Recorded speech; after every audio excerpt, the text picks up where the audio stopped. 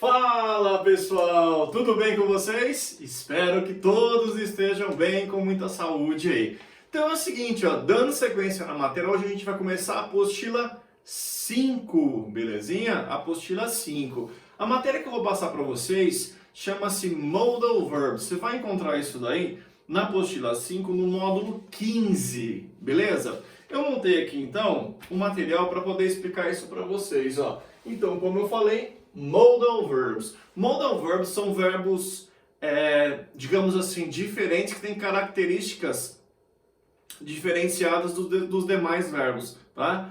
Mas no decorrer aí da explicação, vocês vão perceber, vocês vão lembrar, na verdade, né, desses detalhes em relação às diferenças, né, em relação aos outros verbos, belezinha? Vamos lá então? Acompanha aqui comigo, ó. O primeiro verbo que a gente vai ver como verbo modal é o can. Você lembra o que significa can?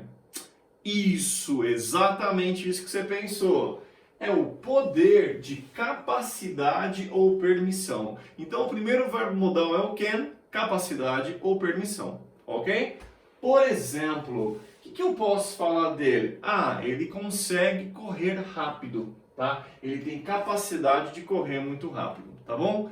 Agora, o que é importante você lembrar é como que você monta uma pergunta, por exemplo, usando o can.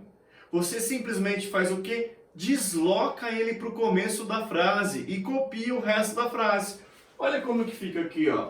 Can he run very fast? Só isso. Então você faz o deslocamento dele para o começo da frase. E se eu quiser pegar essa mesma frase e montar uma negativa, alguém lembra como que funciona? Olha aí, fácil. Ou você coloca cannot, ou você usa o can't run very fast. E aí já era. Então aí a gente tem a afirmativa, a interrogativa e a negativa. Belezinha? Tudo isso no presente. Agora, tem uma outra situação que é legal destacar. E o passado disso? Olha aqui. Se eu quiser pegar essa frase e jogá-la para o passado, alguém se recorda? É bem tranquilo. O passado de can, olha ali, é could, tá? Então a única mudança que eu fiz aqui, ó, foi jogar o can para o passado, could, ok? E se eu quiser montar uma pergunta, só que no passado, olha que fácil. Simplesmente jogo o could para o começo da frase e copio o resto dela, tá bom? É bem tranquilinho aí, né? E se eu quiser pegar essa frase no passado e negar, olha como que fica, could not ou couldn't, beleza? Então, já tem a afirmativa, que é can. Para perguntar, você joga o can para o começo. Para negar, você bota um not nele, tá bom? Outra coisa, o passado de can é could. Para você perguntar, você joga o could para o começo. E para você negar, você manda um not nele aí. Tranquilo? Lembrou? É legal essa matéria você recordar porque isso aqui já apareceu na prova da Unesp algumas vezes. Então é legal você lembrar o uso de cada um deles, tá bom? Outra coisa que é legal você lembrar também que muita gente acaba esquecendo. Futuro. Se eu quiser pegar essa frase aqui do início, he can run very fast, e jogar ela para o futuro, você lembra como que funciona? Só lembrando de uma coisa que eu sei que você se recorda. Via de regra, para você montar futuro, você usa will, não é isso? Mas vamos pensar, nessa frase aqui, como que seria o futuro dela? He will can run very fast. Tá esquisito, não tá? Sabe por que tá esquisito? Porque não existe. Então o can, ele não tem futuro. Então você vai usar o will. Só que olha a estrutura que vai entrar. Vamos recordar. Will be able to. Olha aí, tudo isso. Lembrando que esse be able to é ser capaz de, tá? Então você vai usar o will, só que no lugar do can você troca por be able to. E aí você montou o futuro para o can, beleza? E para você pegar essa frase aqui e montar uma interrogativa, como que funciona? Deixa eu te dar uma dica, ó. 1, 2, 3, 4 verbos na frase. Qual que vai ser o teu auxiliar? Lembra disso? Sempre o primeiro. Não esqueçam disso, tá bom? Então, no caso aqui, vai ser o will. Como que eu faço para perguntar? você desloca ele para o começo. Olha como que fica. Will he be able to run very fast? É só o will que vai para frente, o restante você copia, tá bom? E se eu quiser montar uma negativa, só que no futuro? Olha que fácil. Você vai pegar e jogar will not ou won't, tá? Will not ou won't, e aí já era. Beleza? Então a gente tem presente que é can, a gente tem passado que é could, e a gente tem futuro que é will be able to. Beleza? Guardem isso. Can, capacidade ou permissão, né? O poder. Beleza? Muito bem. Próximo modal. Must. Olha aqui, ó. Alguém se recorda o que significa must? You must pay attention. Qual que é a ideia? Isso é o dever de obrigação, tá? Olha o exemplo. Aqui, ó, até dei o mesmo exemplo. She must pay attention. Qual que é a obrigação dela? Prestar atenção, tá? Como que eu monto uma pergunta? Você lembra como que funciona ou não? Olha aqui, joga ele para o começo, tá? É bem tranquilinho, só joga ele para o começo e copia o resto da frase. E se eu quiser negar? Olha aqui que fácil. Ou você coloca must not ou mustn't e copia o resto da frase. É bem tranquilo, ok? Tranquilo isso? Muito bem. Agora tem uma outra situação. Eu quero jogar essa frase aqui do must para o passado. E aí? Vou destacar isso. Essa é outra situação que muita gente esquece. Você lembra disso ou não? E aí? Vamos ver? Seguinte. Não tem. O must ele não tem passado. Então você vai ter que emprestar uma estrutura que é had to. Ok? Então o had to ele entra como passado do must. Agora cuidado, eu quero pegar essa frase com o had to e montar uma pergunta. Você se recorda disso? Vou te dar uma dica, hein? Essa frase, she had to pay attention, ela foi usada no passado simples, ela virou uma frase normal no passado simples. Então cuidado, se ela virou uma frase normal do passado simples, o que você tem que usar? O auxiliar do passado simples. Olha como que fica. Olha lá, gente. Did she have to? Lembra disso? A partir do momento que eu usei did, o verbo volta para o infinitivo, porque eu já fiz a indicação do tempo. Da mesma forma, na negativa. Olha como que fica. She didn't have to pay attention. E aí vai. Beleza? Então, para o must, eu destaco aqui o presente e o passado. O presente, lembrando que o must é o dever de obrigação. O presente é must e o passado é had to. Não esquecendo, se cair no vestibular, na hora de você perguntar, você vai usar did. Na hora de você negar, você vai usar didn't. E o verbo had volta para o infinitivo. Did she have? She didn't have. E assim por diante. Beleza? Lembrou disso, gente? Muito bem. Então, isso daqui é o segundo modal que a gente viu, ok? Vamos lá, mais um. Agora está aqui do lado, ó. O próximo modal que apareceu, may ou might, eles se equivalem, tá? Vocês se recordam qual que é a tradução para may ou might? Olha aí, segue comigo, ó. Os dois significam dever de possibilidade, ou mesmo probabilidade, beleza? Possibilidade ou probabilidade, ok? Muito bem. Olha a possibilidade, a probabilidade, ó. Ah, ele deve estar em casa. Então ficou como? He may ou might be at home, ok? Se eu quiser pegar essa frase aqui que eu afirmei e montar uma pergunta, alguém se recorda? É bem fácil, gente. Olha lá. Tá vendo? É o mesmo princípio, ó, a mesma ideia. Eu jogo o auxiliar para o começo, no caso aqui o may e o might, e copio o resto da frase. Super tranquilo. Belezinha?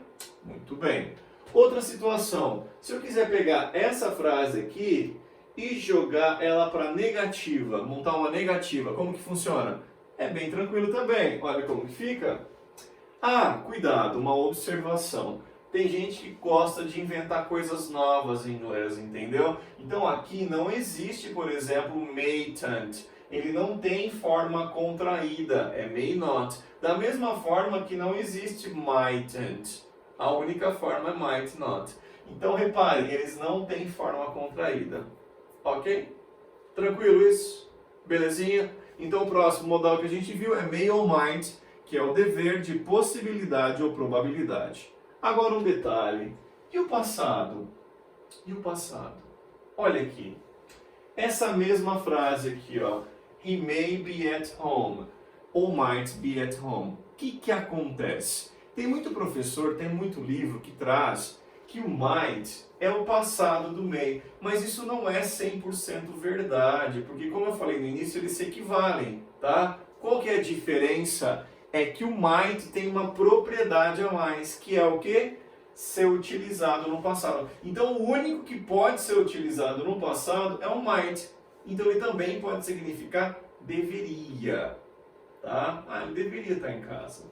Uma possibilidade, uma probabilidade. Beleza? Então, lembrando, may você só pode usar no presente. O might você pode usar no presente ou passado. Tá? Então, a propriedade a mais dele é que ele pode ser utilizado no passado. Fechou? Lembrou? Muito bem. Com isso, a gente já tem 3 modais, hein? Não esqueça, a gente já viu o can, a gente já viu o must, a gente já viu may e o might, ok? E tem mais um. Olha aqui, desse lado aqui. Should ou ought to. Eles também se equivalem, eles não têm diferença, tá bom? Os dois significam o quê? Você lembra ou não? Olha lá. É o deveria, que a gente usa geralmente para dar o quê? Conselho. Conselho. Belezinha? Conselho. Muito bem. Olha um exemplo. They should see a doctor. Nessa frase eu só usei o should, mas eu poderia ter utilizado o ought to. Tá? Ele faz o mesmo papel que o should. Então nessa frase poderia ser they ought to see a doctor. Sem problema algum. Como que eu monto uma pergunta com isso? Olha como que fica. Eu jogo o should para o começo e copio o resto da frase. É bem tranquilo, tá bom? E um outro detalhe. E se eu quiser pegar essa frase e montar uma negativa? Alguém se lembra disso? É bem tranquilo. Olha como que fica. Shouldn't ou should not. Tá? Tanto faz aí. Ou você usa shouldn't ou should not. Ok? Tranquilo isso, gente? Não é para ser difícil, né? Então, de novo, a gente já viu can, a gente já viu must, a gente já viu may, might, e agora nós vimos should e ought to, ok? E tem mais um que para muitos é uma esquisitice. Porque tem muita gente que não sabe, inclusive, que ele é um verbo modal. O need, que vocês veem bastante em música, que vocês veem em série, não é isso? Muito bem. E o que significa need? Muito bem, é o precisar, que vai indicar o que pra gente? Uma necessidade, tá? Por que eu falei para vocês que o need, ele gera um certo desconforto, as pessoas já acham que é uma esquisitice? Por quê? Porque o need, ele pode ser utilizado como um verbo normal ou como modal, tá bom? Então eles têm essas duas possibilidades. Ficou claro isso? Então vamos ver primeiro esse exemplo que eu passei aqui para vocês, ó. He needs to save money. Ah, então o cara precisa economizar, né? Ele precisa poupar, tá? Vamos considerar primeiro o need como um verbo normal, tá? Considerando ele como um verbo normal, eu quero montar uma pergunta. Alguém sabe como que funciona isso daqui?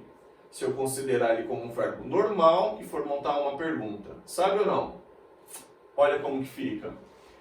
Como ele é um verbo normal, primeiro eu estou considerando como um verbo normal, needs, a gente sabe que é presente simples. Até por conta do S aqui no he, she ou it, não é? Terceira pessoa do singular. Então, se ele é um verbo normal, eu vou precisar do auxiliar. Quais são os dois auxiliares do presente simples? Do e does. Por que eu usei does aqui? Porque o sujeito é he, não é isso? Então, olha como que ficou. Does he need to save money?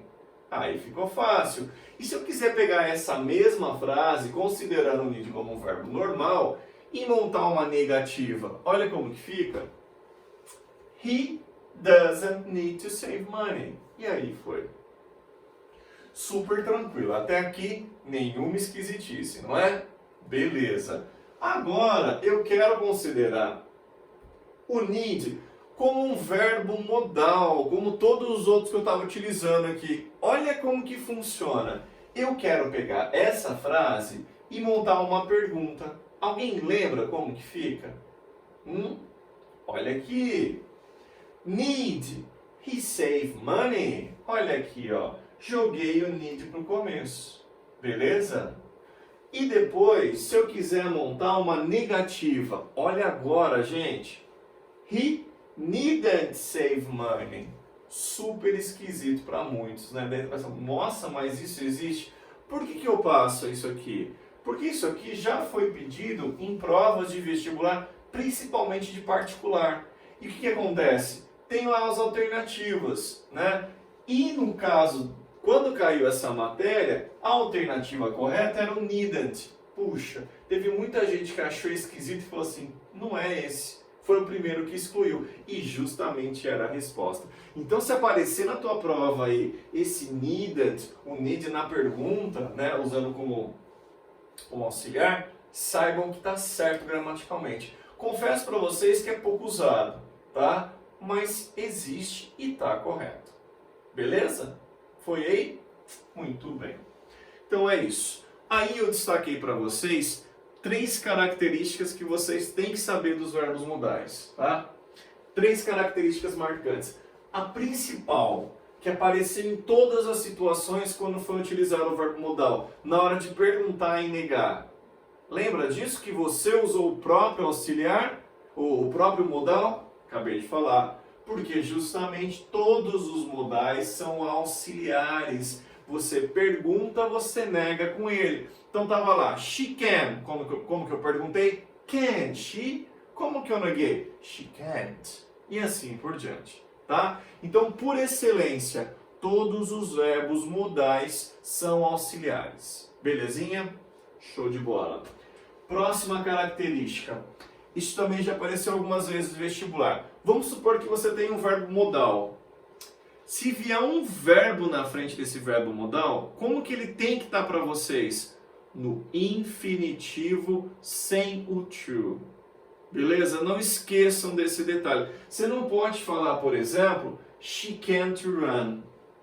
He must to pay. Não. É sempre must run, can pay e assim por diante. O verbo que vier depois, ele vai estar no infinitivo sem o to. Mas aí você pode me perguntar, Elder, e o what? Boa pergunta, hein? O what, o que acontece? O to que tem lá faz parte do ought. Inclusive, se tiver alguma alternativa que está lá, ought sozinho, lembra do ought e should? Muito bem. Se ele estiver sozinho, considere como errado. É ought to sempre. Beleza? Não esqueçam disso. Ok? E uma terceira característica. Olha aqui, ó. No presente simples, toda vez que o sujeito for he, she ou it, você coloca alguma coisa no teu verbo. Por exemplo, eu falo I work, she works. Botei um S. Outra coisa, eu falo assim, I go to the club. He goes. O que eu coloquei? Um ES. I study English. She studies. ES. Então, vamos lembrar isso aqui, ó. No presente simples, quando o sujeito for he, she ou it, eu tenho que colocar alguma coisa no verbo, não é? Isso não acontece nos modais. Então eu não vou falar she cans, eu não vou falar he musts. Isso não acontece, tá bom? Então, de novo, quais são as 3 características? Todos os verbos modais são auxiliares.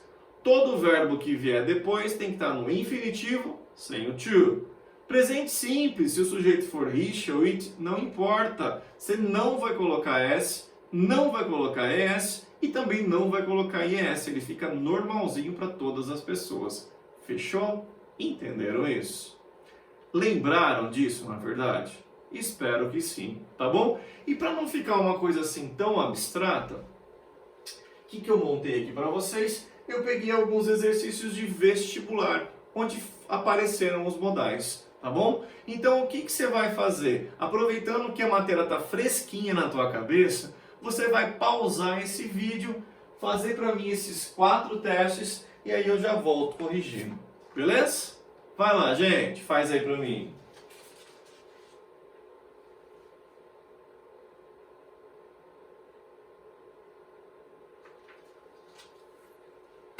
Foi? Vamos ver o que vocês fizeram? Olha a primeira. I did everything that I... Olha a resposta. That I could. Eu fiz tudo que eu podia. But he lost the match. But we lost. We lost the match. Mas nós perdemos a partida. Letra D de dado. Acertou? Olha aí, hein? A número 2. You. Vamos ver? Olha a letra A. You should take this job. Você deveria pegar esse trabalho, né? It's perfect for you. É perfeito para você. Você encaixa nele, ok? Letra A. Número 3. I wish. Lembra o que é wish? Lembra da música de Natal? I wish you a Merry Christmas. Olha aí. I wish I. Vamos ver? Letra D. Could, né? Que eu pudesse buy this new car, comprar esse carro novo. But it's only a distant dream, mas é apenas um sonho distante, tá? Apareceu esse shall aqui, ó, mas o shall é o seguinte, ele é um verbo auxiliar, ele indica futuro, principalmente quando a gente faz um convite para alguém, por exemplo, vamos no cinema? Como que seria usando shall? Shall we go to the movies? E um detalhe para quem gosta de detalhes, ele só pode ser usado para 2 pessoas, I e we, beleza? Guarda isso, I e we, ele indica futuro. Muito bem. E a número 4, the show é uma música, hein? Olha lá, letra D, must go on, o show deve continuar, e assim foi. Beleza? Fora isso, povo lindo, na página 209, 210 e 211, você tem aí para você completar as regrinhas de modal e exercícios de vestibular onde apareceu isso daí. Beleza? Façam, releiam a teoria que eu passei para vocês. E é isso. Pessoalzinho, ótima semana para vocês. Tudo de bom, saúde principalmente. E até semana que vem. Tchau, gente. Até mais.